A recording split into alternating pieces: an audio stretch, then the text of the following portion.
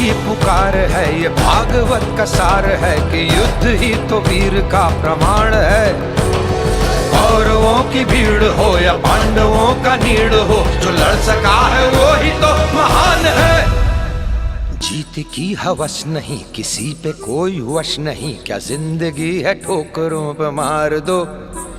मौत अंत है नहीं तो मौत से भी क्यों डरे, ये जाके आसमान में दहाड़ दो।